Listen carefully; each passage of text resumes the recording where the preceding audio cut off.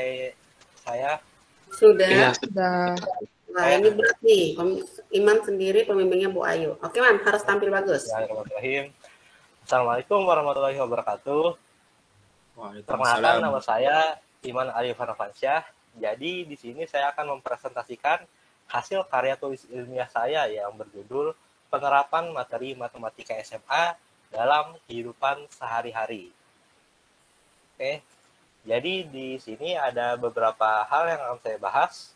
Seperti yang pertama ada latar belakang, kemudian yang kedua rumusan dan tujuan, yang ketiga metode dan teknik penelitian, yang keempat langkah kerja penelitian, dan yang terakhir adalah hasil penelitian. Nah, jadi di sini pertama-tama saya akan menjelaskan terlebih dahulu mengenai latar belakang mengapa saya memilih judul ini sebagai karya tulis ilmiah saya. Nah, jadi seperti yang kita ketahui, matematika ini merupakan salah satu mata pelajaran yang selalu kita pelajari di sekolahan. Pembelajaran matematika di Indonesia ini mendapat porsi yang besar. Buktinya saja kita selalu belajar matematika dari SD, SMP, hingga di SMA. Nah, namun menurut saya kualitas pembelajaran yang didapat masih kurang. Kenapa? Karena biasanya peserta didik hanya diajarkan mengenai materi dan pengerjaan soal. Contohnya saja pada pembelajaran di SMA ini kita biasanya hanya belajar mengenai materi, kemudian mengerjakan soal. Nah, sehingga pastinya banyak siswa yang tidak mengetahui kegunaan materi matematika SMA ini dalam kehidupan sehari-hari. Dampaknya siswa ini bisa menjadi berpikir bahwa tidak ada gunanya mempelajari matematika, khususnya yang pada tingkat SMA ini. Tapi memang dalam kehidupan sehari-hari itu memang yang digunakan biasanya hanya penjumlahan, pengurangan, perkalian, dan pembagian.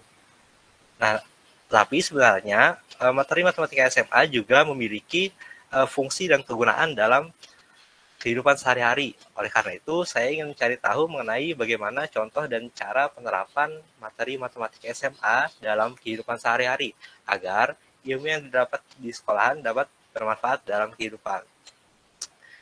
Berikutnya di sini ada rumusan masalah dan tujuan yang didapatkan dari latar belakang tadi. Jadi untuk rumusan masalah yang pertama adalah bagaimana contoh penerapan materi matematika SMA dalam kehidupan sehari-hari. Dan yang kedua adalah bagaimana cara menerapkan materi matematika SMA dalam kehidupan sehari-hari. Adapun untuk tujuan penelitian ini sendiri adalah yang pertama untuk mengetahui contoh penerapan materi matematika SMA dalam kehidupan sehari-hari, dan yang kedua untuk mengetahui cara menerapkan materi matematika SMA dalam kehidupan sehari-hari. Nah, berikutnya ada metode dan teknik yang saya gunakan dalam penelitian ini.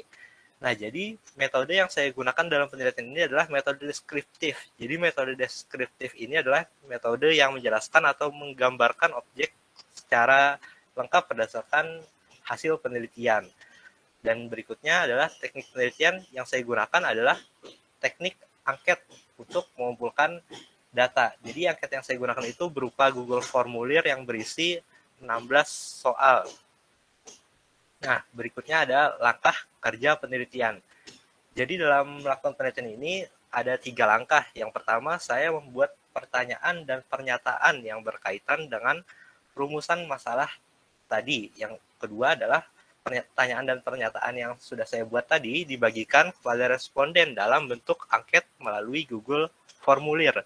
Nah, dan yang ketiga, data hasil angket diolah menggunakan teknik analisis data. Jadi jawaban angket tersebut dianalisis untuk diambil kesimpulan, dan kemudian didapatlah hasil penelitian. Nah, jadi di sini hasil penelitian saya yang pertama adalah mengenai contoh penerapan materi matematika SMA dalam kehidupan sehari-hari. Yang pertama contohnya itu ada menghitung selisih, jarak, dan lainnya dengan nilai mutlak. Nah, selisih dan jarak ini termasuk penerapan nilai mutlak karena nilainya itu selalu positif, sama seperti nilai mutlak. Yang kedua adalah menghitung harga barang setelah berbelanja dengan SPLTV. Jadi SPLTV ini merupakan sistem persamaan linear 3 variabel yang menggunakan X, Y, Z. Jadi SPLTV ini bisa mencari harga satu barang jika kita telah membeli beberapa barang, misalnya 3 barang. Dan kemudian kita bisa 3 barang itu dimisalkan sebagai X, Y, Z dan dicari nilainya. Yang ketiga adalah menghitung bunga majemuk atau perkembangbiakan dengan eksponensial dan logaritma. Jadi eksponensial itu adalah pangkat dan logaritma itu kebalikannya. Nah, bunga majemuk dan perkembangbiakan ini bisa dihitung dengan eksponensial dan logaritma karena berkaitan dengan perkalian berulang. Dan kemudian contoh berikutnya adalah menghitung tinggi sebuah tangga, tinggi pohon, atau tinggi tiang dengan trigonometri. Nah, tinggi tangga, pohon, dan tiang ini dapat dihitung dengan trigonometri karena berhubungan dengan bentuk segitiga siku-siku. Jadi jika bisa dimisalkan sebagai bentuk segitiga siku-siku, maka bisa dicari nilainya menggunakan trigonometri. Nah, berikutnya ada menghitung besar bunga atau peluruhan dengan barisan dan deret. Nah, jadi bunga dan peluruhan itu bisa dihitung dengan barisan dan deret, yaitu barisan dan deret geometri yang menggunakan rasio. Kemudian yang berikutnya ada menghitung nilai maksimum atau minimum dengan turunan. Nilai maksimum atau minimum ini contohnya kayak luas maksimum, volume maksimum, atau harga minimum yang bisa dibuat. Nah, semuanya itu bisa dihitung menggunakan turunan dari sebuah fungsi. Nah, berikutnya ada mencari fungsi dari turunan seperti fungsi jarak dan dari fungsi kecepatan dengan integral. Jadi integral itu merupakan kebalikan dari turunan. Jadi kita bisa mencari fungsi awal dari fungsi turunan itu menggunakan integral. Seperti ini, fungsi jarak itu merupakan turunan dari fungsi kecepatan. Oleh karena itu bisa menggunakan integral untuk mencari fungsi jarak tersebut. Nah, dan yang terakhir untuk contoh ini adalah menghitung jarak lampu saklar dengan dimensi 3. Jadi jarak lampu saklar ini merupakan contoh konsep jarak titik ke titik. Nah, yang kedua, hasil penelitian yang saya dapat adalah mengenai cara menerapkan materi matematika SMA dalam kehidupan sehari-hari. Nah, jadi untuk menerapkan materi matematika SMA dalam kehidupan sehari-hari, kita perlu mencari tahu materi apa yang dapat digunakan untuk menyelesaikan permasalahan dalam kehidupan sehari-hari tersebut. Kemudian kita bisa menggunakan rumus atau konsep dari materi tersebut untuk mencari penyelesaiannya. Jadi misalnya nih ada masalah yang berhubungan dengan matematika, kita cari dulu materinya apa yang dapat digunakan untuk menyelesaikan masalah tersebut. Kemudian gunakan rumus atau konsep yang berhubungan. Rumus atau konsep yang berhubungan ini merupakan rumus dasar yang sudah kita pelajari di SMA misalnya. Kayak nilai mutlak itu bisa digunakan definisi nilai mutlak, yaitu selalu positif, terus trigonometri bisa menggunakan sinus, kosinus, tangan, turunan bisa pakai rumus turunan, dan yang lain-lainnya. Nah, jadi itulah hasil penelitian yang telah saya lakukan. Berikutnya, apakah ada yang ingin ditanyakan? Terima kasih kepada Saudara Iman yang telah mempresentasikan hasil penelitiannya. Saya alihkan kepada penguji siswa atas Saudara Aurelia Fanya Subagia dan Elisa Maharani untuk mengajukan pertanyaan.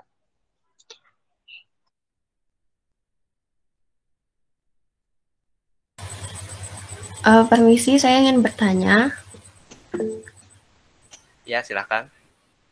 Ya, seperti yang udah kamu jelaskan tadi kan materi matematika itu sangat banyak ya diterapkan dalam kehidupan sehari-hari, tapi kebanyakan siswa itu kan masih menganggap matematika ini ilmu yang sulit dan nggak berguna. Nah, menurut kamu sendiri ada nggak sih cara supaya kita itu senang terhadap matematika dan nggak menganggap matematika ini ilmu yang sulit gitu? Oke. Jadi pertanyaannya adalah bagaimana cara agar menganggap matematika itu adalah materi yang mudah dan tidak sulit ya tadi. Nah, jadi menurut saya agar kita bisa menganggap materi matematika itu supaya tidak susah dan menarik itu kita asalkan ada niat sih. Jadi kalau kita memang ingin belajar matematika, pastinya kita akan menyukai materi matematika tersebut dan jangan mikir kayak pasti susah matematika tersebut.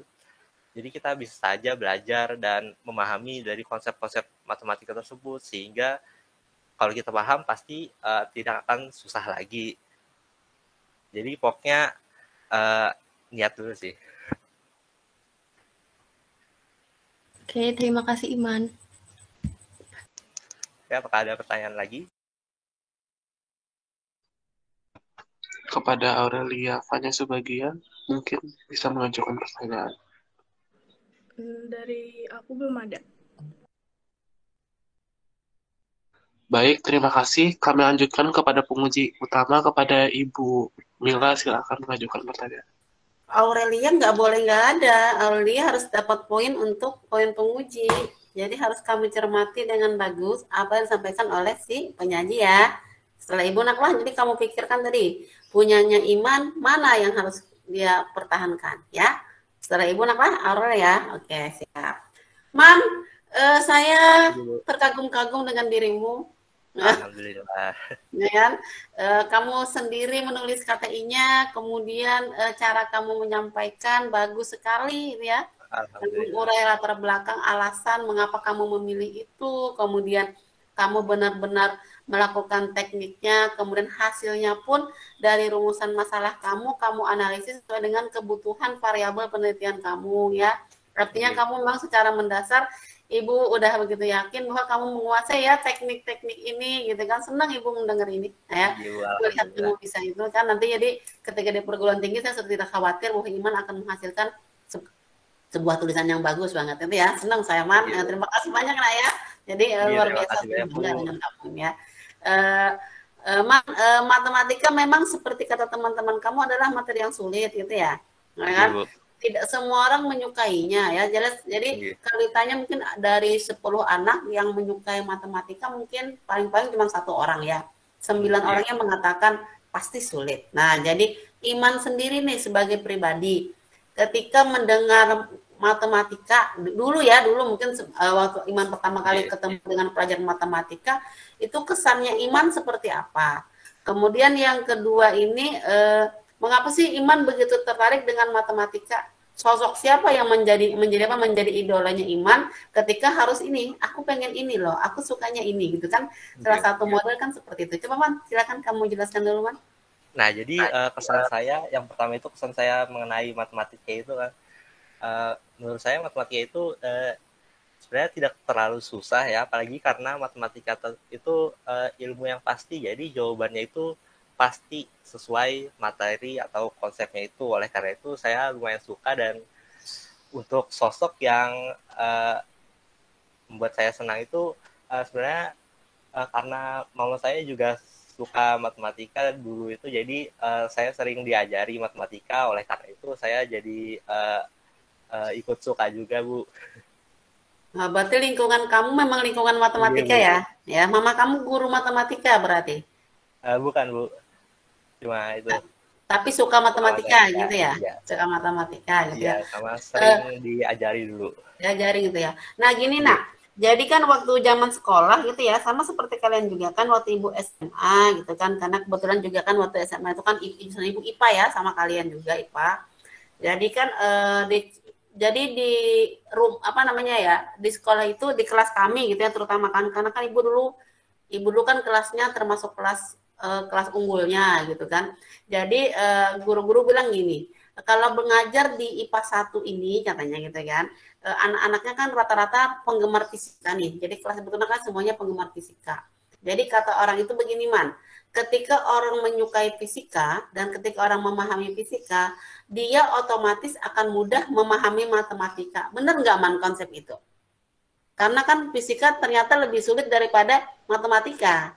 Gitu, bisa dibilang seperti itu, karena fisika ini juga berkaitan dengan hitung-hitungan. Jadi apalagi fisika ini bisa dibilang lebih rumit karena ada teori-teori, ada praktek juga. Kalau matematika ini kan biasanya cuma materi sama soal dan hitung-hitungan gitu. Nah, kemudian dari materi matematika ini di fisika itu biasanya dikembangkan lagi menjadi rumus yang dalam kehidupan sehari-hari itu, seperti kayak menghitung listrik dan lain-lain itu. Jadi mungkin memang lebih rumit fisika, sehingga jika bisa fisika tentunya bisa matematika, karena di fisika itu banyak hitung-hitungan juga, jadi berkaitan lah satu sama lain. Iya, otomatis ya Man ya? Iya Bu. Iya, betul. Jadi salah satu itu, nah jadi kamu kalau ingin bisa matematika maka maka maksimal Abdullah Gimnastiar harus pintar fisika. Wah, gitu Gim. Nah, kalau udah pintar itu berarti ini. Dulu pernah anak di SMA 7 itu ibu lupa anak olimpiade matematika, dia pernah anaknya membedah teori tentang matematika. Jadi dia menentang teori Einstein tentang apa ibu lupa gitu kan KTI-nya itu. Jadi ibu bingung dia menolak teori Einstein itu. Kemudian dia mengkajinya di ranah matematika. Jadi saya bingung membimbingnya, Bu Wiji juga bingung, kita berdua gitu kan. Nah jadi cuma sekarang dia kan kuliah di ITB itu ya. Jadi memang dunia dia seperti itu. Jadi kan pas dia dengan jalurnya. Nah mudah-mudahan nanti kan Iman kalau memang tertarik di bidang eksakta murni ini, maka kejarlah Man ya, kejar mimpi kamu sampai ke sana ya. Rencananya kemana Man kuliahnya? Masih ragu-ragu juga sih Bu. Ya, minimal jangan guru matematika, tapi harus jadi ilmuwan di bidang matematika. Ya, insya Allah. Nah, terima kasih Man atas KTI-nya luar biasa. Terima kasih juga Bu. Moderator.